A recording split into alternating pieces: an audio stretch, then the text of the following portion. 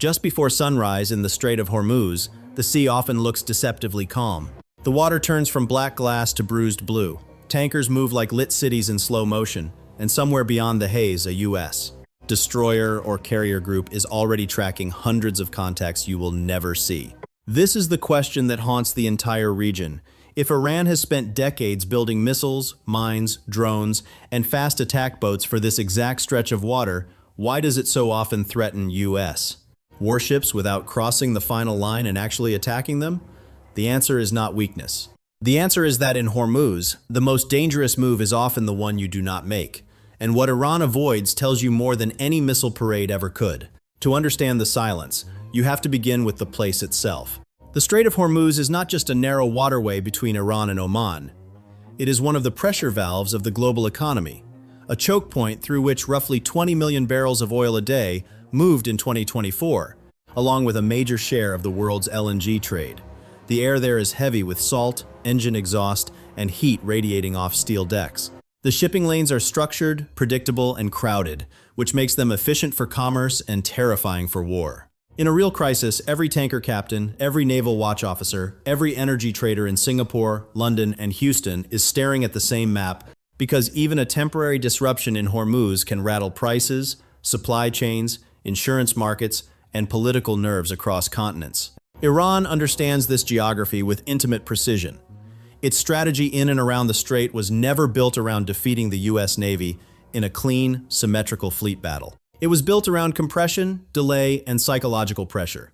Along the coast and inland, mobile anti-ship missile batteries can threaten transit traffic across the narrow waterway. Naval mines can turn a shipping lane into a paralysis machine even before many of them explode, because the mere suspicion of mines slows everything down. Small, fast boats, drones, and shallow water operations are designed to complicate decision-making, crowd sensors, and force expensive warships into a constant defensive crouch. Iran's military logic is not sink the fleet and win the war. It is raise the cost, stretch the timeline, and make every American decision feel politically expensive. And that is what makes the U.S. aircraft carrier such a strange centerpiece in this story.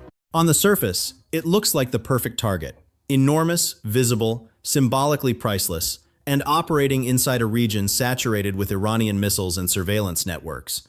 When the Dwight D. Eisenhower Carrier Strike Group transited the Strait of Hormuz in late 2023, it did so with cruisers, destroyers, aircraft, and allied support, all wrapped around the basic mission of maintaining maritime stability and freedom of navigation. From a distance, a carrier can look like a floating contradiction, a giant steel city moving through one of the most missile-exposed waterways on Earth. But that image is exactly where many people misread the problem. The carrier is not just a target, it is a tripwire attached to the full weight of American escalation. This is where the paradox sharpens. Iran's leaders have repeatedly used the Strait of Hormuz to pressure rivals, harass shipping, threaten closure, and demonstrate that they can inject fear into global commerce. Yet a direct strike on a U.S. warship is different from harassment, different from signaling, and very different from squeezing merchant traffic. One is ambiguity. The other is an unmistakable act of war against the world's most powerful navy. Tehran knows the difference because history already taught it the price of crossing that line. In 1988, after the mining of USS Samuel B. Roberts, the United States responded in Operation Praying Mantis by destroying Iranian platforms, sinking or crippling major Iranian naval assets, and demonstrating what head-to-head naval escalation looked like when symbolism became combat. That memory still hangs over every calculation in Hormuz, like a warning light that never really shuts off. So imagine the moment Iranian planners spend their lives gaming out but are deeply careful not to trigger. It is still dark. Radar screens glow green and amber. The bridge of a tanker is quiet except for ventilation fans and low engine vibration. On a U.S. escort ship, watchstanders are tracking surface contacts, air tracks, and civilian traffic in overlapping layers of data. Somewhere onshore, a missile crew gets the order. In the first 10 seconds after launch, the event is no longer political theater. It becomes geometry, velocity, and consequence. The defending ship has only moments to classify the threat, confirm trajectory, alert the formation, and decide whether this is the beginning of a limited provocation or the first frame of a regional war. In a place this narrow, reaction time is brutally compressed, and that compression is exactly what Iran's doctrine was designed to exploit. By the first 30 seconds, alarms are sounding through steel passageways. On the Combat Information Center displays, contacts multiply because no real attack would come alone for long.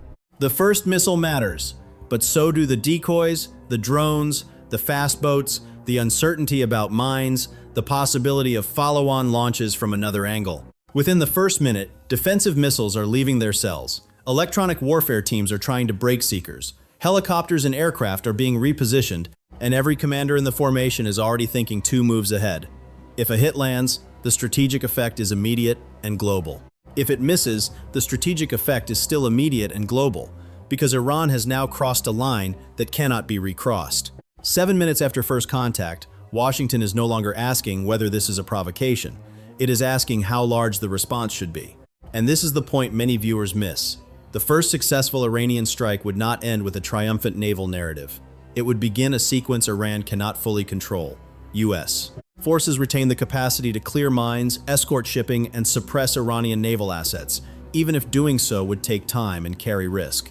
The issue is not whether the United States could respond. The issue is how much it would choose to destroy, and how fast political pressure in Washington would shift from restraint to punitive force once American sailors were killed on a clearly identified U.S. warship. A direct attack on a carrier or destroyer does not merely challenge a ship, it hardens American domestic politics, legitimizes retaliation, and removes the ambiguity Iran usually depends on to manage escalation. The very attack that looks tactically bold can become strategically suicidal because it transforms Iran from disruptor into openly accountable aggressor. That is why Iran's real advantage lies in the gray zone between peace and open battle. Harassing commercial traffic, threatening closure, shadowing vessels, using proxies, signaling with missile tests, staging naval exercises, and letting energy markets imagine the worst, all impose costs without guaranteeing immediate all-out retaliation on the same scale as a direct strike on a U.S. warship. This is coercion through uncertainty. It is cheaper than fleet combat, more sustainable than conventional war, and often more politically useful. Iran does not need to prove it can sink an American carrier every week. It only needs markets, insurers, and foreign governments to believe the strait can become dangerous at any moment. In that sense, the threat is sometimes more valuable than the attack, because the threat preserves leverage while the attack spends it. There is also a colder engineering logic beneath the politics. A U.S. carrier strike group is not a lone ship wandering into a kill box. It is a layered defensive system with escorts, aircraft, sensors, doctrine, redundancy, and allied integration. The official U.S. Navy account of the Eisenhower transit emphasized not just the carrier, but the cruiser, destroyers, air wing, and partner support surrounding it. That matters because the military problem Iran faces is not find one big ship. It is penetrate a network under combat conditions and survive the response. Even if Iran could damage a warship, it would still face the problem of what comes next. Sustained U.S.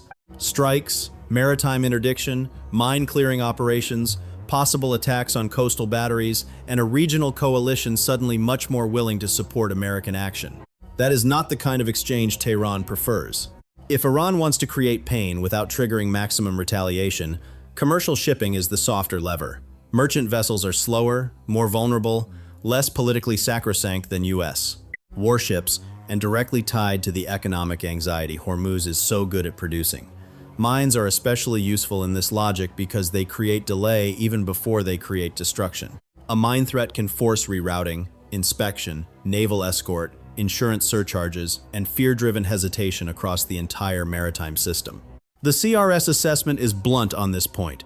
The United States could restore shipping, but clearing significant mine threats could take days, weeks, or even months. That means Iran can cause global stress without choosing the most escalatory target set. In strategy, the best pressure point is often not the enemy's strongest symbol, but the system around it. So the teaching moment in this story is almost philosophical. Viewers often imagine deterrence as a contest of courage, as though one side must simply be brave enough to fire. But deterrence in Hormuz is really a contest of outcome prediction. Iranian planners can see the opening move, but they can also see the next 10 moves, and most of them are bad. A missile launch at a U.S. warship might deliver a few seconds of shock, a few minutes of propaganda, perhaps even a tactical success.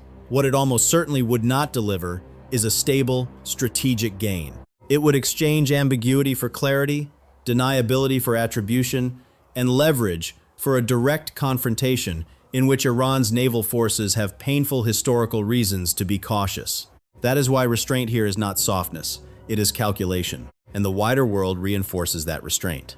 Most of the oil and LNG transiting Hormuz goes to Asian markets, especially China, India, Japan, and South Korea. That means any serious disruption hits not just the United States, but major economies whose reactions can complicate Tehran's diplomacy, trade, and external relationships. Only limited pipeline capacity exists to bypass the strait, which is why even partial disruption carries outsized consequences. Iran wants the world to fear closure, but a truly uncontrolled crisis can alienate the very states that matter most to its economic survival. A direct attack on a U.S. warship would not simply challenge Washington. It could turn a regional confrontation into a broad international backlash centered on energy and security. The geography that gives Iran leverage also places limits on how recklessly it can use that leverage.